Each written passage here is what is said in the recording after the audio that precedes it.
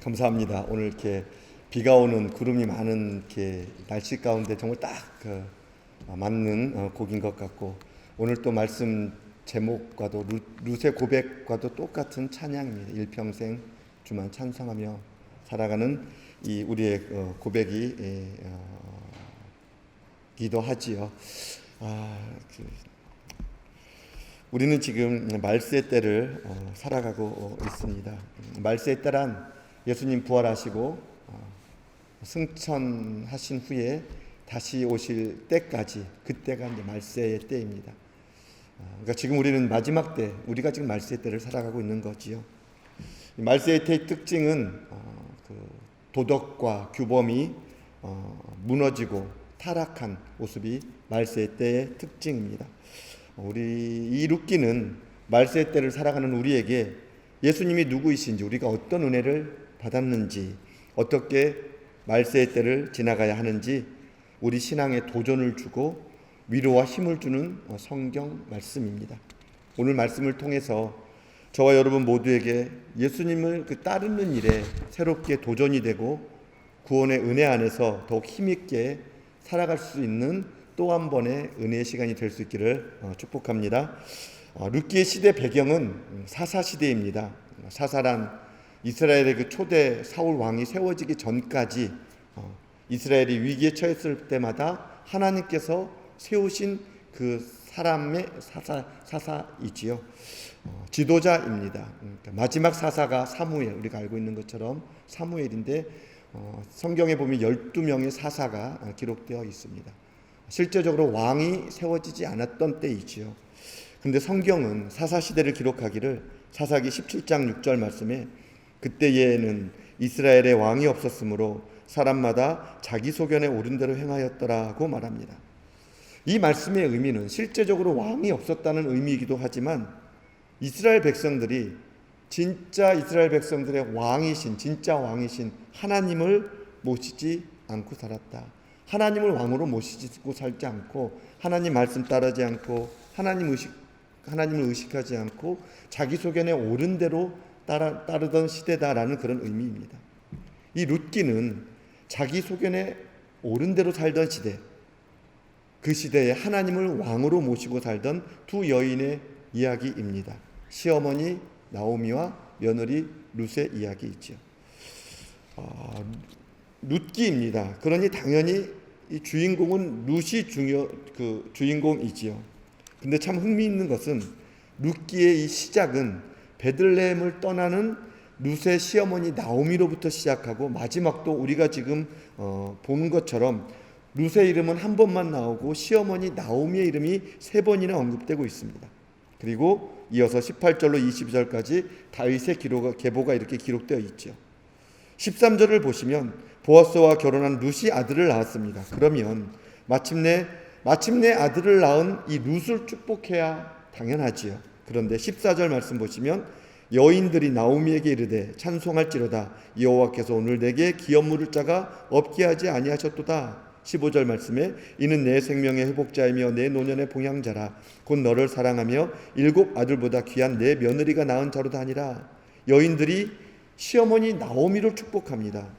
그리고 16절에 보시면 나오미가 아기를 받아 품에 품고 그의 양육자가 되니 시어머니 나오미가 이 아기의 양육자가 되었다고 말하고 17절 말씀 보시면 그의 이웃 여인들이 그에게 이름을 지어주되 나오미에게 아들이 태어났다 하여 그의 이름을 오벳이라 하였는데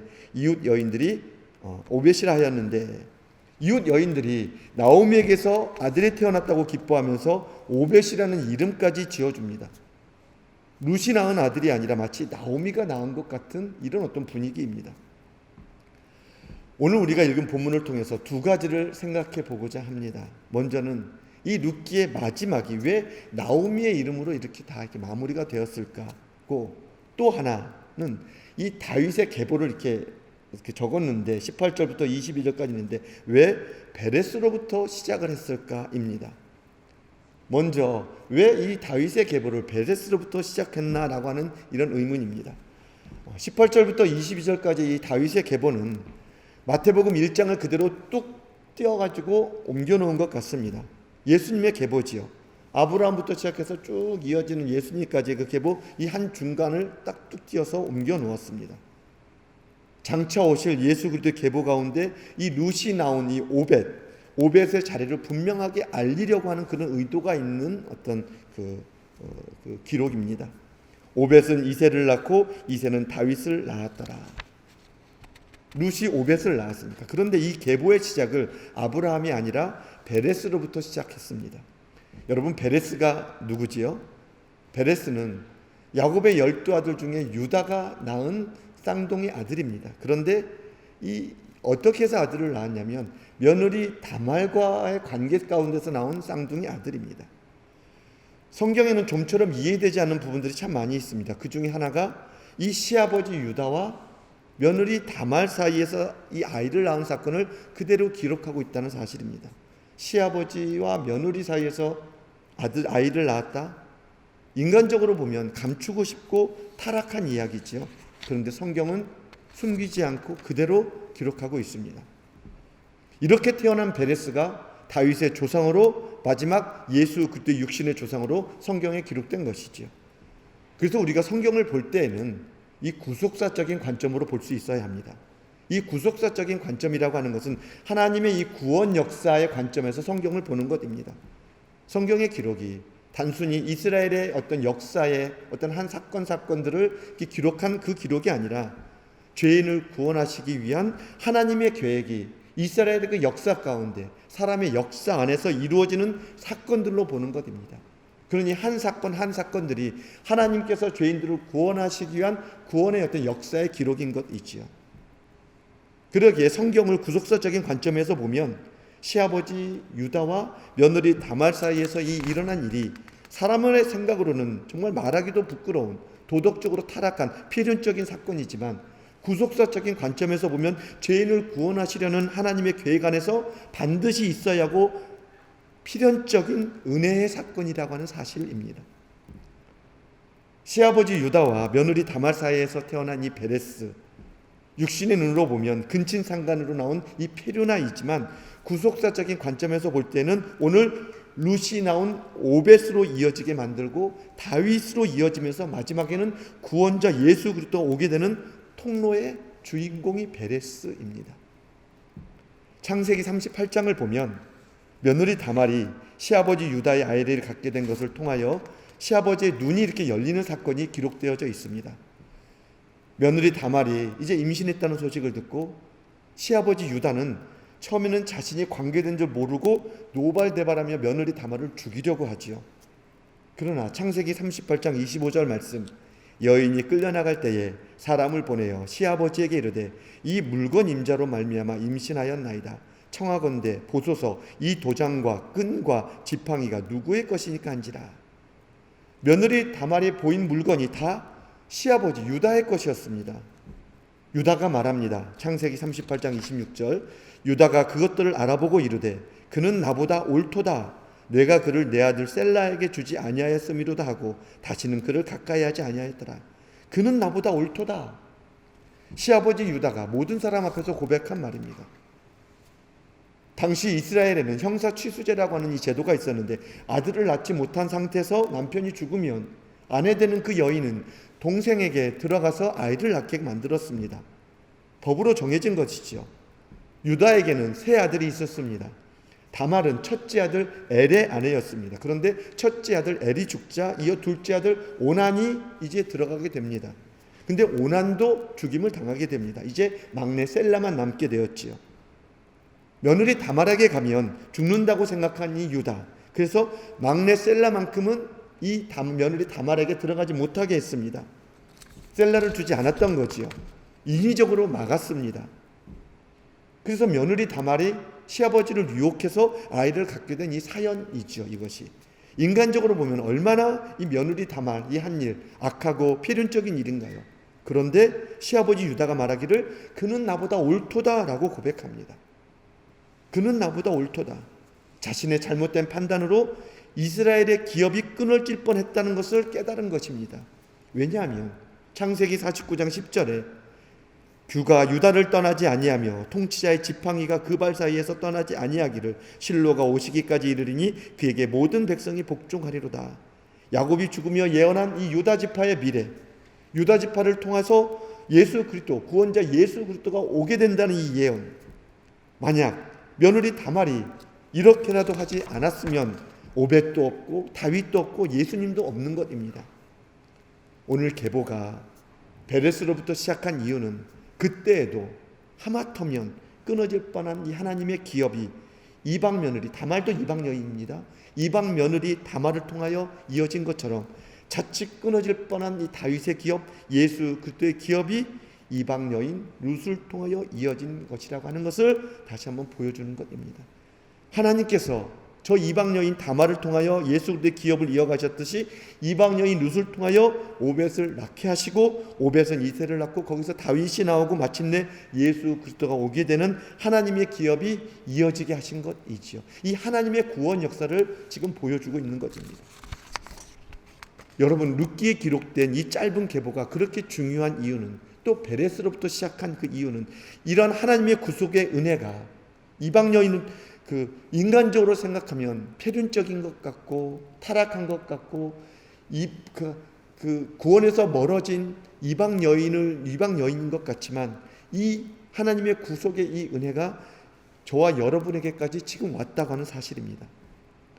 하나님의 이 구속의 은혜가 지금 우리에게까지 계속되고 있다고 하는 이 눈이 열리면, 하나님의 구원의 역사가 저 이방 여인 다말, 또 인간적으로 생각하기는 표준적이고 도덕적이지 않은 이런 어떤 일들을 통해서 구원 역사를 이루어 가신다고 하는 이 눈이 열리면, 인간적으로 보면 불행한 것 같고 비참한 것 같고 망한 것 같고 엉터리 같은 인생이지만, 예수 그리스도 안에서의 그 인생은 하나님의 계획 가운데 있는 인생이고, 이미 하나님의 구원의 은혜를 받은 인생이고, 하나님께서 구원의 통로로 사용하시는 인생이라는 사실을 만나게 됩니다. 이 눈이 열리면, 그러기에 이 눈이 열리면 더 이상 누구 원망하지 않고 세상 원망하지 않고 오직 감사로 살게 되고, 보이지 않는 하나님의 역사를, 이 구원의 역사를 신뢰하면서 이 말세의 때에 자기 마음의 소견대로 사는 이 시대에 다시 오실 주님을 기다리면서 하나님의 약속의 말씀을 따라 힘있게 살아갈 수 있게 되는 것입니다.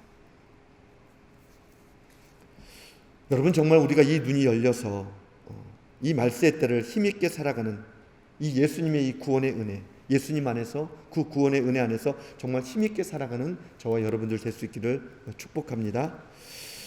또다시 새롭게 살펴볼 것이, 룻이 아들을 낳았는데 마치 나오미 아들처럼 이렇게 나오미를 축복하고 나오미로 끝을 맺고 있느냐 하는 이유입니다.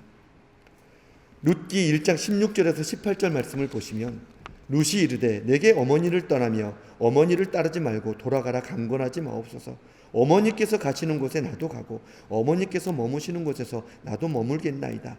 어머니의 백성이 나의 백성이 되고 어머니의 하나님이 나의 하나님이 되시리니 어머니께서 죽으시는 곳에서 나도 죽어 거기 묻힐 것이라.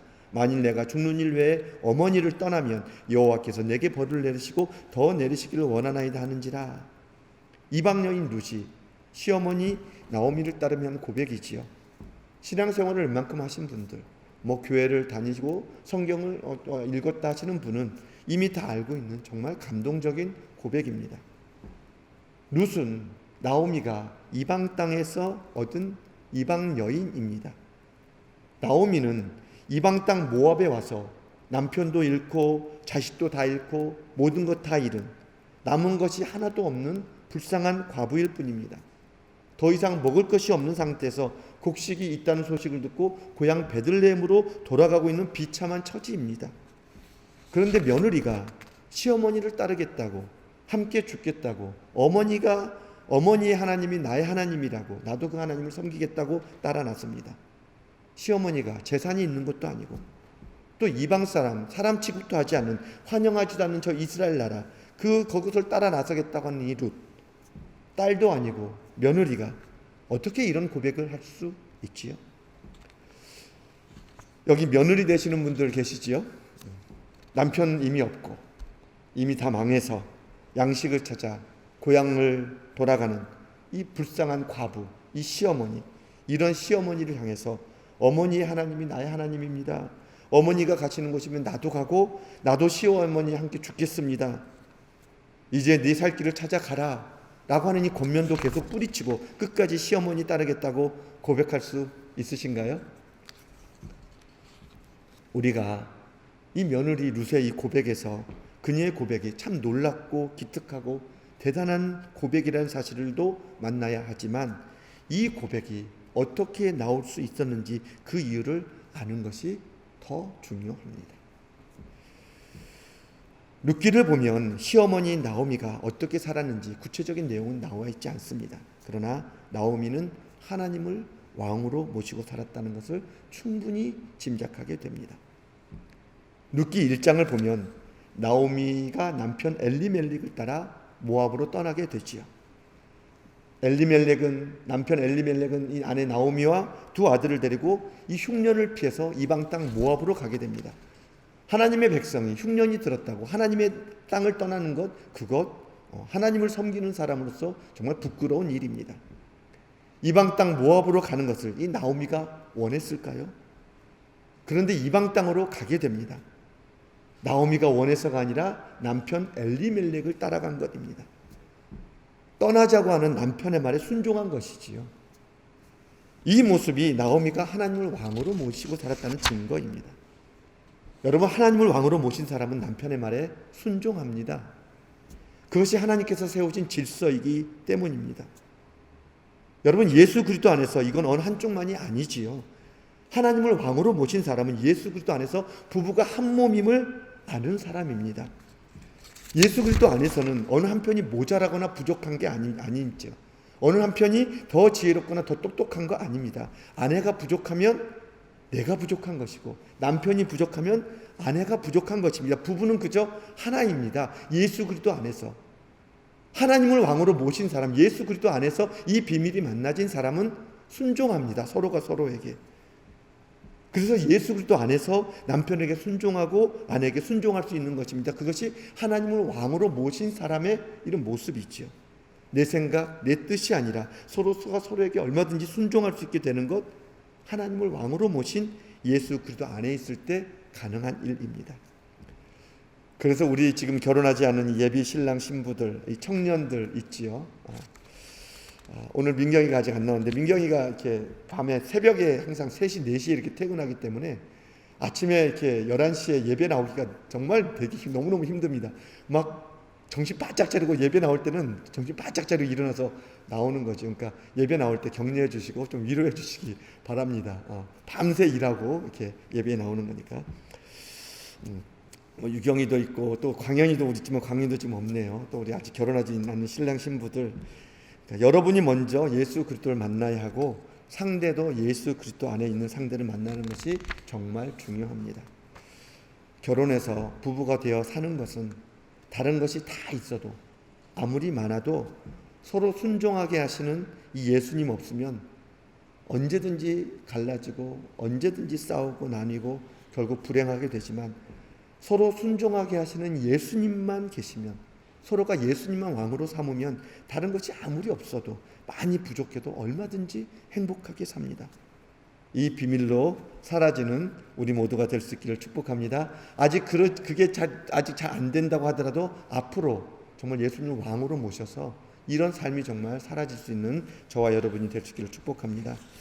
남편의 말에 순종한 나오미, 그런데 아니나 다를까 이방 땅으로 모압 땅으로 가서 남편 엘리멜렉은 죽고 두 아들마저 죽습니다. 나오미는 모든 것을 잃었습니다. 여러분, 우리 한번 나오미의 입장에 한번 돼보자고요. 와서도 안 되고 오기 싫었던 땅에 남편을 따라왔습니다. 그런데 남편이 죽고 두 아들마저도 다 잃었습니다. 먹을 것마저도 이제 다 없습니다. 불행도 이런 불행이 없지요. 얼마든지 남편 원망하고 세상 원망할 수 있는 상황입니다. 두 아들 죽은 것을 놓고 이방 며느리들 책임져야 할 수 있는 상황입니다. 너희들 때문에. 요즘 말로 하면 예수 믿지 않는 네가 우리 집에 들어와서 이렇게 망했다. 너 때문에 이렇게 망했어. 꼴도 보기 싫다. 쳐다보지도 않는 이런 상황 얼마든지 될 수 있지요. 그런데 1장 13절에 며느리에게 말합니다. 여호와의 손이 나를 치셨으므로 나는 너희로 말미암아 더욱 마음이 아프다. 여기서 나오미의 중심을 보게 됩니다. 여호와의 손이 나를 치셨으므로 나는 너희로 말미암아 더욱 마음이 아프다. 이 말의 의미는 시어머니인 내가 하나님 앞에서 바르게 살지 못해서 너희들에게까지 이런 불행한 일이 생겼으니 너희들 지금 처지형편, 남편을 잃은 처지형편, 그것 보니 내 마음이 아프다. 오히려 며느리들과 함께 아파하며 슬퍼하는 나오미입니다.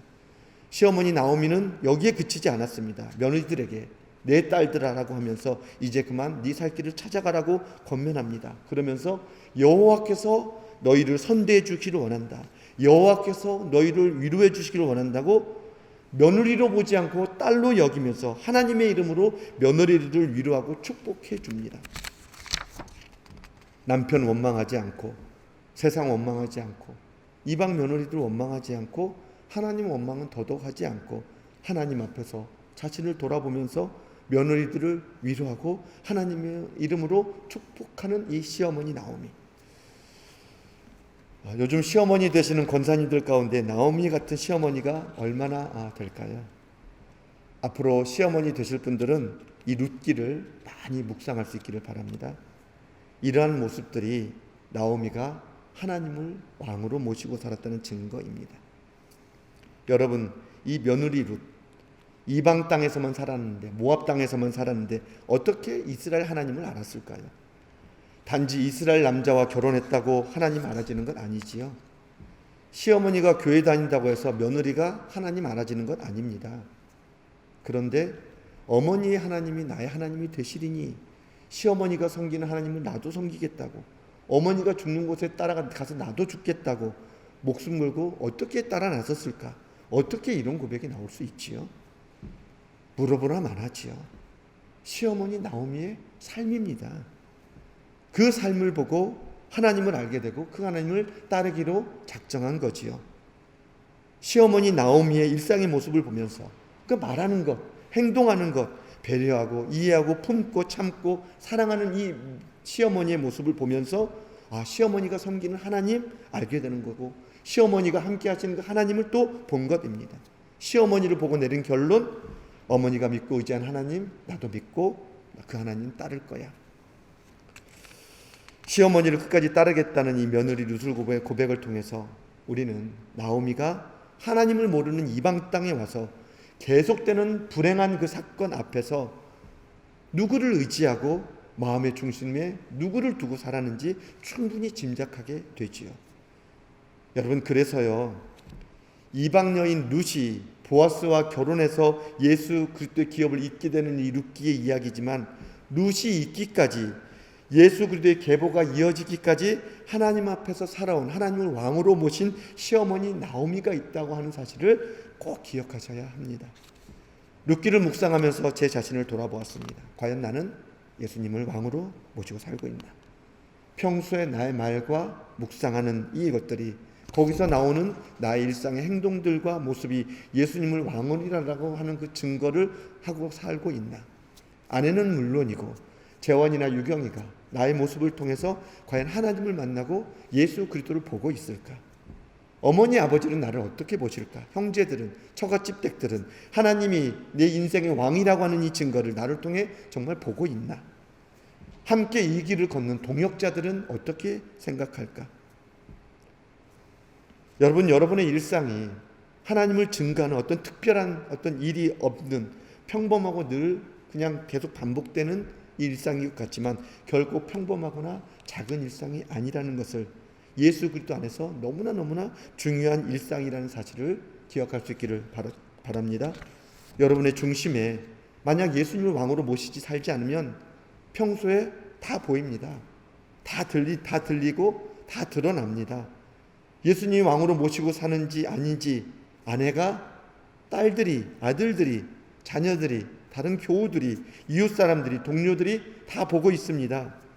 평소에 예수님이 왕이 안 되면, 예수님을 왕으로 모시고 사는 이 훈련이 되지 않으면, 나오미처럼 큰 불행이 계속되면, 남편 죽고 아들 죽고 뭐 다 떨어지고 불행들이 계속되면 사람 원망하고 세상 원망하고 하나님 원망합니다. 교회를 다니면서도 예수님 믿으면서도 예수님이 왕이 되지 못하면 그 사람 입에서는 팔자가 어떠니, 운명이 어떠니 이런 소리 나옵니다. 실제로 이런 분들 너무나 많이 만나게 되지요. 그래서 오늘 이 시어머니 나오미가 우리에게 도전이 되는 것입니다. 이 마지막 모습이. 왕이 없던 시대, 사람들이 자기 소견에 옳은 대로 살아가던 그 시대에 마음에 항상 하나님을 왕으로 모시고 살았던 나오미, 누가 이 모습을 보았을까요?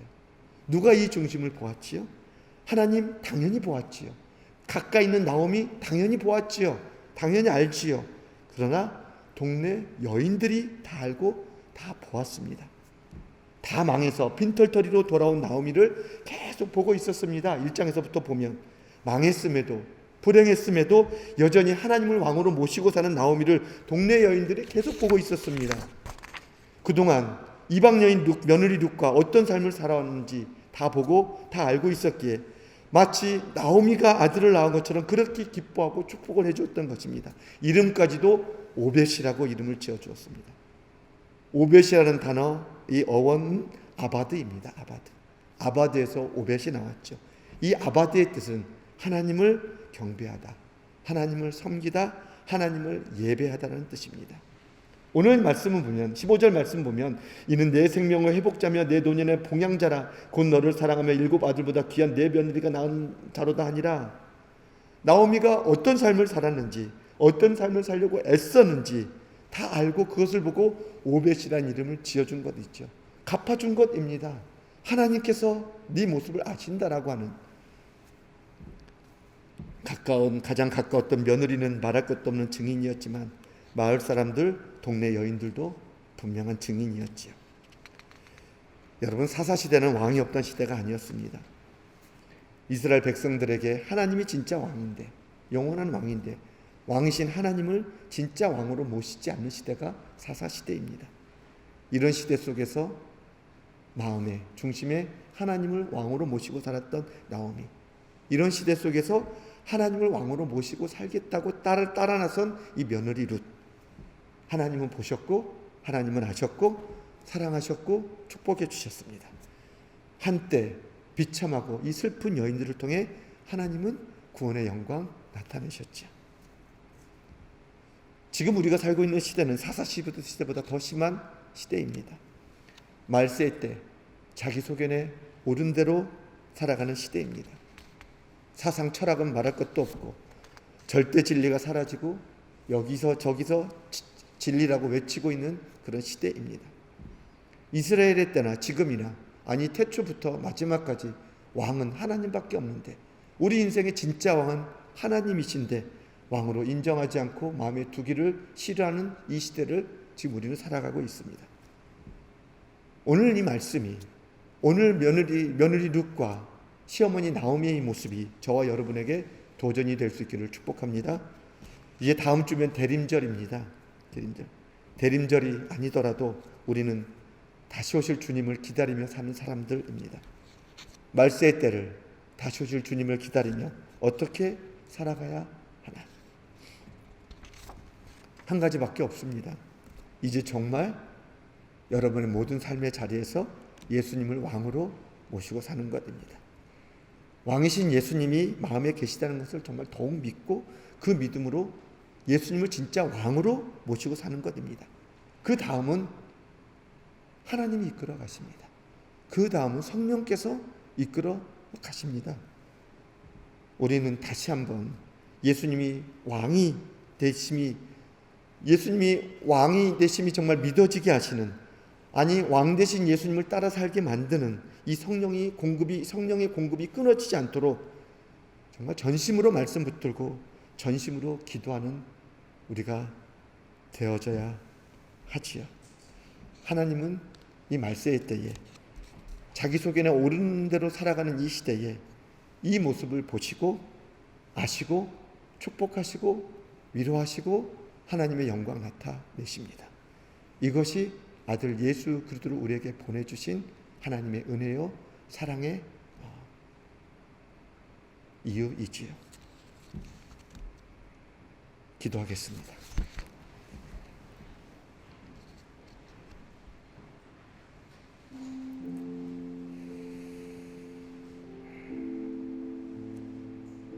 말씀을 준비하면서 때로는 지친 육신과 때로는 온전히 살지 못한 마음 때문에 이번 주는 참 힘들었습니다.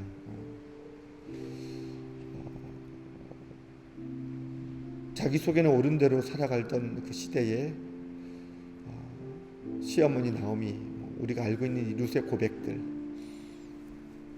이미 예수님이 오셨는데도 불구하고 왕이 내 안에 계시다고 고백했는데도 불구하고 온전히 왕으로 모시고 살지 못하는 나의 모습들과 우리 교회의 모습들을 보면서 참 아팠습니다.